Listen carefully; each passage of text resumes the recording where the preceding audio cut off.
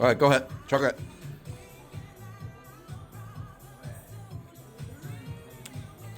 Just swallow it. All right.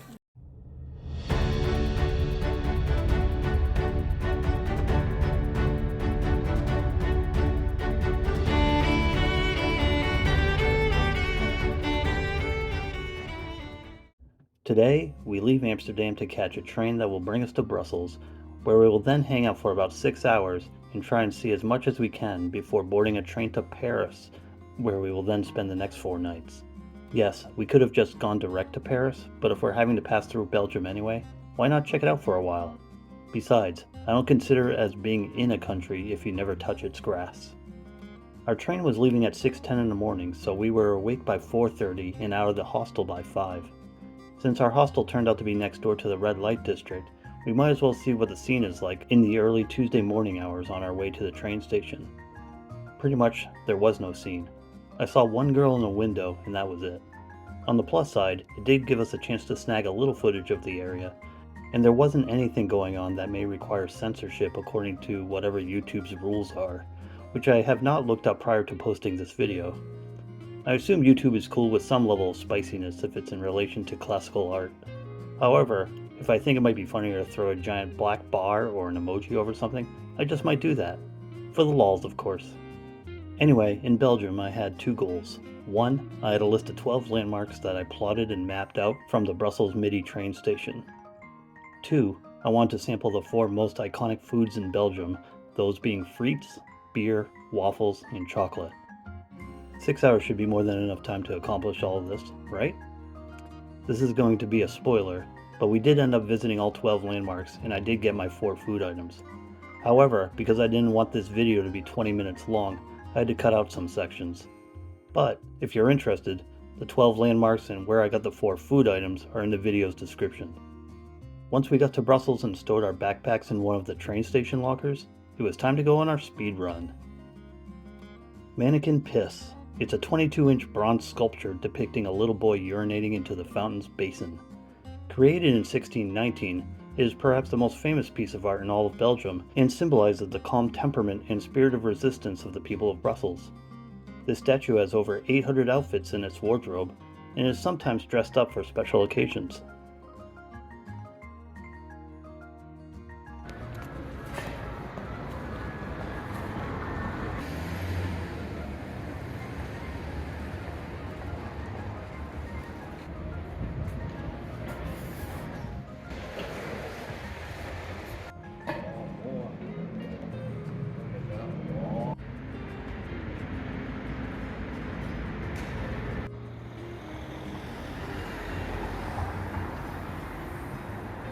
The Grand Place is the central square of the city of Brussels. It is known for its decorative and aesthetic wealth. The Grand Place is surrounded by the guild houses, the city hall, and the Maison du Roi. The Grand Place is considered as one of the most beautiful places of the world. The square was pretty much leveled by the French in 1695 during the 9 Years' War, but was swiftly rebuilt in the next 4 years.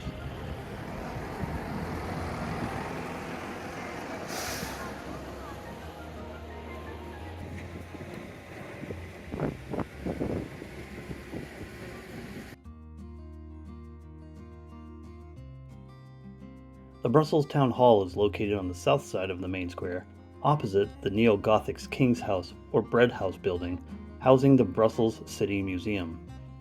Erected between 1401 and 1455, the Town Hall is the only remaining medieval building of the Grand Place, and is considered a masterpiece of civil Gothic architecture.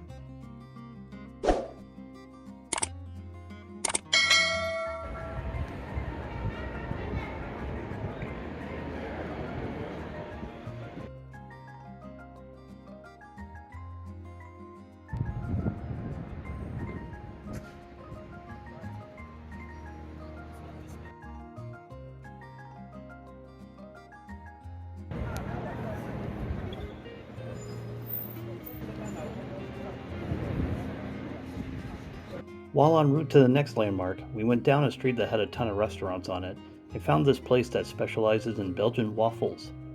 I ended up going with one with strawberries and white and dark chocolate, along with a hot chocolate to wash it down. It was magnificent. Alan got something with cherries on it, and a coffee. They definitely hit the spot.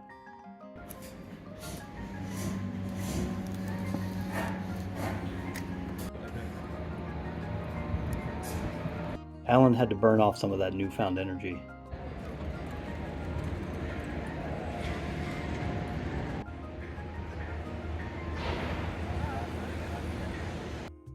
The next thing on my itinerary was the Church of St. Catherine. I don't really have any fun facts about this landmark, but I just think it looks kind of cool from the back, and I wanted to check it out. The Marché aux Poissons, which means fish market, was at one point the center of Brussels. There is no fish market now, but there are these giant duck sculptures, some murals, and a lot of seafood restaurants nearby. It also seemed like a good spot to get some pics for social media clout. The Royal Gallery of St. Hubert is an ensemble of 3 gorgeous glass-roofed passageways with arches and statues along both sides. The galleries include shops, auditoriums, cafes, restaurants, and apartments. This is the place to be seen for the fashionable, attracted by its luxury brands, elegant cafes, and cultural spaces. The Cathedral of St. Michael and St. Gudula is dedicated to, you guessed it, St. Michael and St. Gudula, the 2 patron saints of the city of Brussels, and is considered to be one of the finest examples of Brabantin Gothic architecture. It took about 300 years to build the church into its current form, and it was finished in 1519.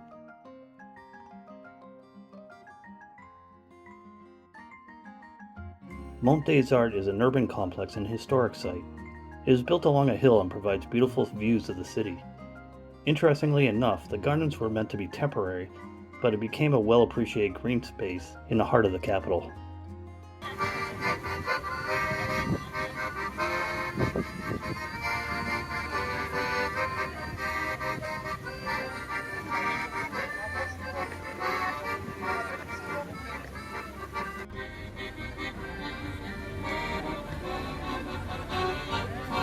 The Royal Palace sits at the top of the hill that Mont des Arts is part of. Unfortunately, there was too much construction going on when we visited, so we weren't able to get any good shots.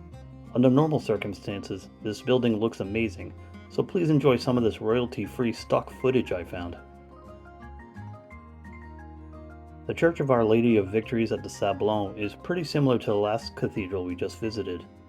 Built in the 15th century, the church was patronized by the nobility and wealthy citizens of Brussels and is characterized by its Gothic exterior and rich interior decoration, including 2 Baroque chapels. This one was built in a mere 100 years though, probably due to having access to more funding.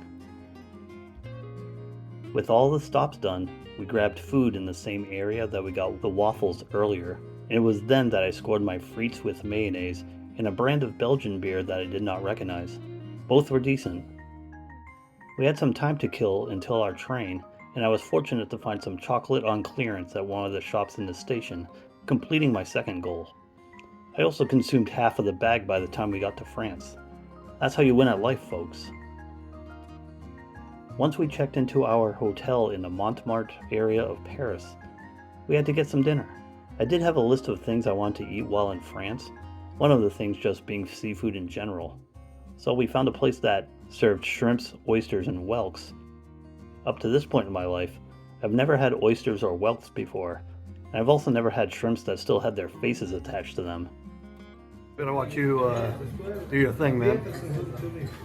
You want to put some lemon in yours, dude? I guess. I don't know. You tell me. That's what they do. What's the stuff in the middle? There's a hot sauce if you want hot sauce on yours. Gotcha.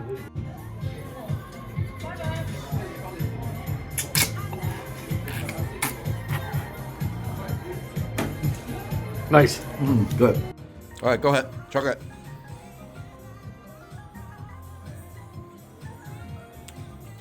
Just swallow it. All right. It's okay. I don't know if it's... Drink your beer after that. Good. Nice.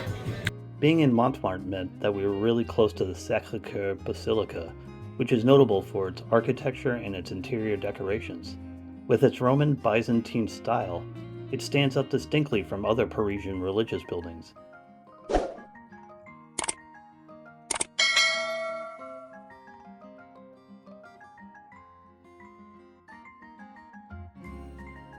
It's also on the tallest hill in Paris, providing some of the best views of the city.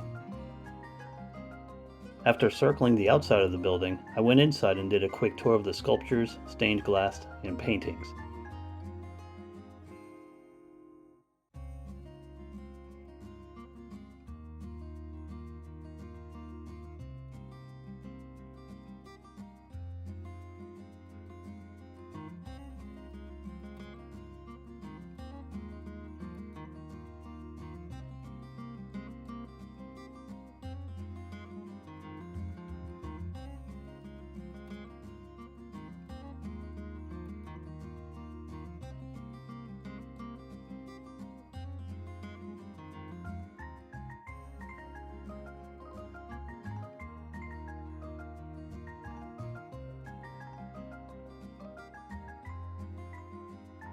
Once I was back outside again, I watched this guy play a few songs to a pretty lively crowd.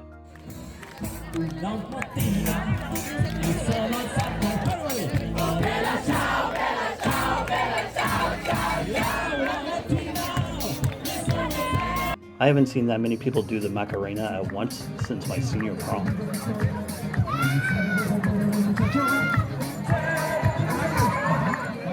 Eventually, the free concert came to an end, and it was time to head back to the hotel, but not before grabbing a few more pics of Sacré-Cœur.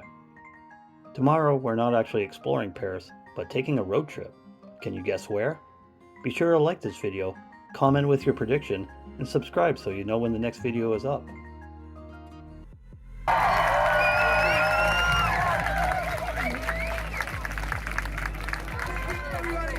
Grazie mille.